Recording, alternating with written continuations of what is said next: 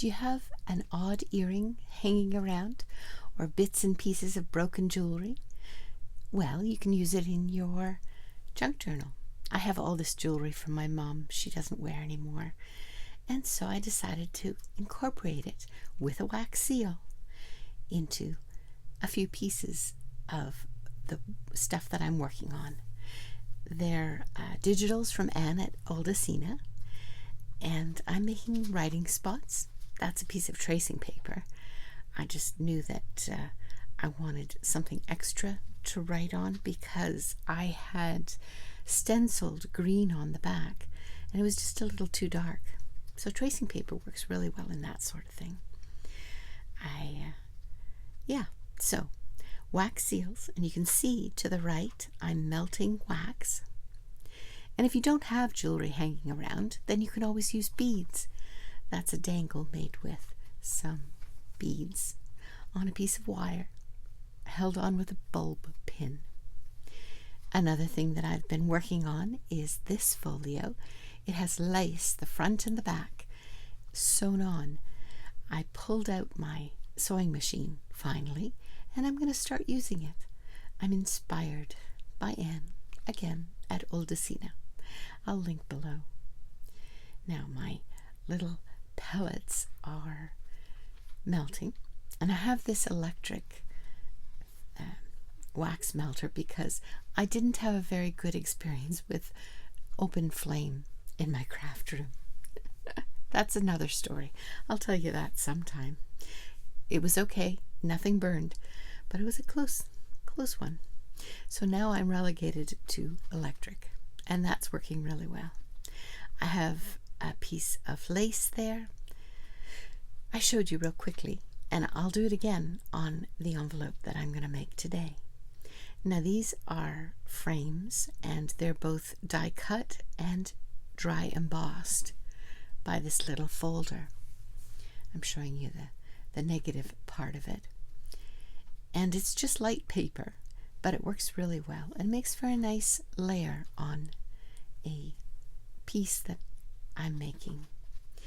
This is a envelope in the dressmaker's kit, and I'm practicing drawing books. You know how certain things catch your interest. Well, this has my interest right now, and I want to just add another layer. Tracing paper with some hand-drawn with pencil books, and I'm gluing it on there. Now I'm not making these into actual envelopes. I might though. For now, they can open. What else to put on the front? Well, of course, how about a wax seal? How about a wax seal with a piece of jewelry?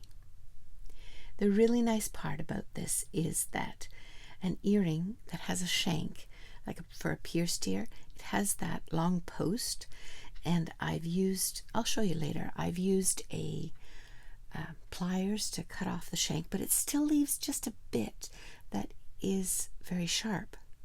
This other thing is very three-dimensional. It was an earring also, and the heart was a charm, and the part that you would string it on broke off. So I'm using these pieces, and otherwise they'd be discarded, and they're not expensive. And the wax allows them to take care of the 3 dimensions. This is the journal that you're going to see more of next week. I'm starting bits and pieces. These are papers and fronts and backs, and still working on the layers. And I've been tea dyeing. I'll show you the tea dyeing at the end of this video. I went into the garage. This bag is from Mother's Day. My children brought over Chinese food because I like Chinese food. My husband doesn't. And that is the bag that it came in. Fortunately, it didn't get any icky stuff on it. So I thought, you know what? I'm going to make a cover for it. So I'm putting things together, but you're going to see more of that next week. Everything's going to go in this journal. All the different things I've been working on with the concept of layering. So you see, I'm just collecting things and including some drawings, and I'm going to try a tab binding, not a 3-hole pamphlet stitch, but a tab binding. I've only done it one other time and it wasn't very successful, so hopefully this time it will be. So here's the wax seal. The wax is melted enough, and I want to lay in this piece on the end because the bottom part is thicker than the top part, and I also want to add just a little bit of decoration. So this is a stamp, and I'm just using the edge of the stamp and pressing that jewelry piece down into the wax because it will all become equal in it'll be flat on the back. Now the wax has cooled enough that this third time that I try to press it in, it does make an impression, but not as much as the first two. And it is absolutely, I'm able to touch it. See, I'm showing you what I did the first one. The first one wasn't, I didn't put any design in. And this is the pliers where I cut the shank of the earring off. But it still left a little bit on. So by wedging it into the wax, it makes any kind, well, I suppose not any kind, but many kinds of jewelry bits work in our journals. Shall I put some of this paper on? Nope. How about one of these pieces of lace? Nope. I didn't like that much. And the rose, I can reattach it easily. It's just glued on to begin with. So, nope. It has to melt a little more. Now, what can go under there? Well, let's stick with lace. This lace is a little different than from the others that I've been using. It's a little more sturdy, less delicate. And I like the feel of it on the envelope with the tracing paper. Snipping it off and gluing it down. I'm using Fabri-Tac to glue this down. Anne would probably use hot glue, but I haven't quite gotten used to hot glue. I found my hot glue gun last week. I didn't even know where it was. So this week I found it, but I've tried to use it and I wasn't real happy with it, so I need to practice with that. And this Fabri-Tac on top of the tracing paper was not as ideal as what I had hoped. Eventually it does stick, and I have to add some underneath between the envelope and the tracing paper to really hold the weight of the wax seal with the jewelry bit on there. It works eventually. Remember the statement last week? Yeah, keep trying. Fall in love with trying, because eventually you'll have success. And that was really my experience with this envelope this week. Now let's do the other piece of jewelry. It was a charm, like you'd wear it on a necklace, and the part that had a loop where you would attach it to the necklace had broken off. So this is perfect. Just tuck it into that hot wax. I'm trying to be very careful not to hurt my finger. And let's add one of these frames. I used one of the digitals, the paper from the digital, to die cut that frame. And now I want to cut out one of the flowers from the lace, like that. This one I'm not going to cut quite as diligently. I didn't feel that it needed to be very carefully cut out. I just wanted to have the shape there underneath the frame. again at a later.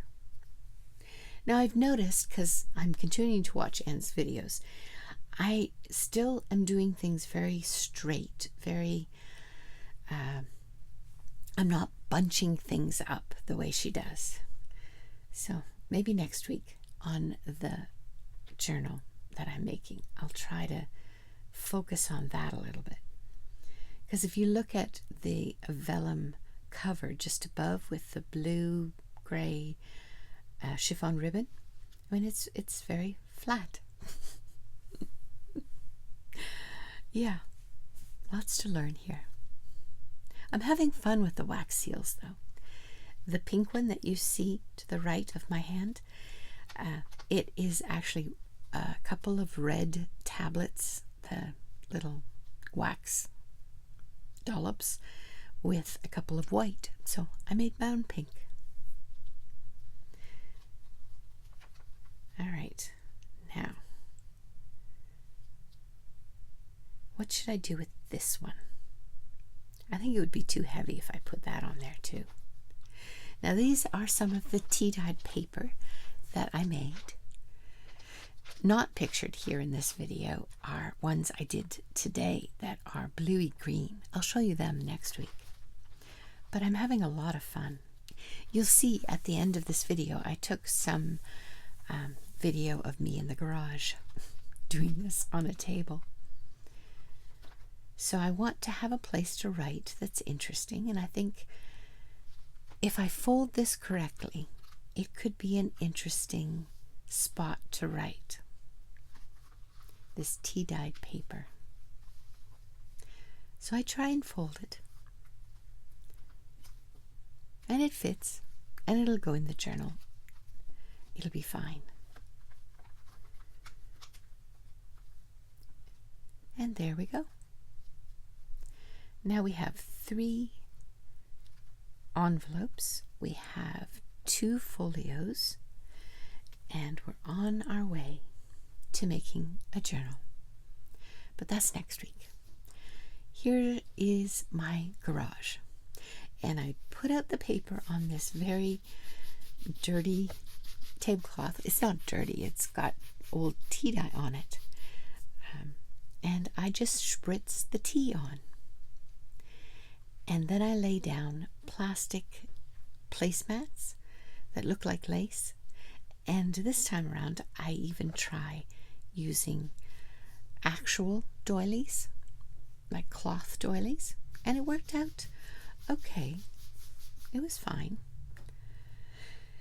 Here I am, still spritzing. Unfortunately, this week where I live, it was raining all week. So it took forever to dry. And I'm just using my hands to push in the tea dye into the paper. Now this paper is, I'll link it below. It's a really good quality paper. It's one of my favorites. When you tea dye it, it has a unique texture, as opposed to when it's just the way it's created. When you get it out of the packaging, it's very smooth, and once you add tea dye and it absorbs some of the tea dye, it becomes a different texture. It's very interesting, but it doesn't tear like regular copy paper. So these are some of the placemats that I use. They're lace, faux lace, they're plastic, and they give an interesting outline. I put another set of papers on top of these papers and let them dry that way after pushing them down and spritzing more tea, watered down. Actually, it's actually very strong tea. I think there were 4 tea bags to a pot of tea that I put in there. I'm not fond really of dark tea dye paper. That's why I don't coffee dye. I prefer the lighter hue of tea.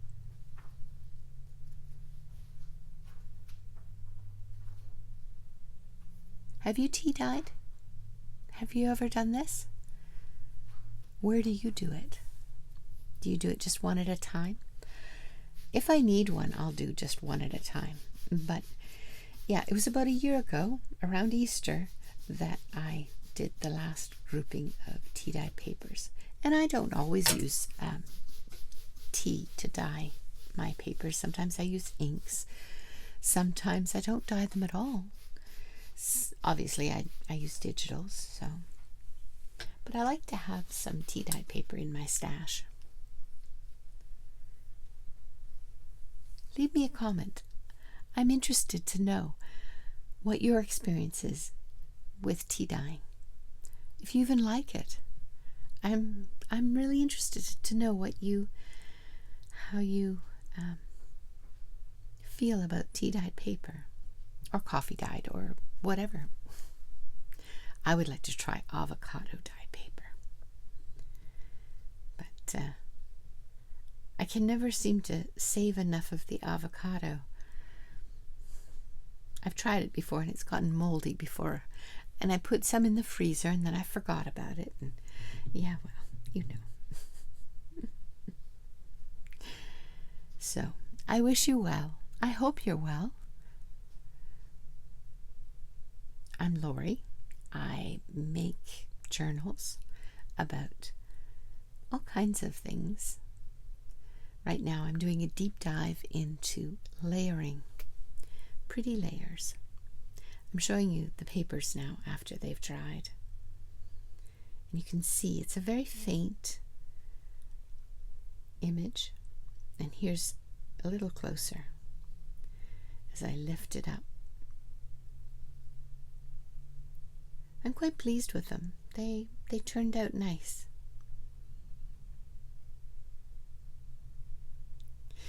Yes, tea dyeing. It took me all week.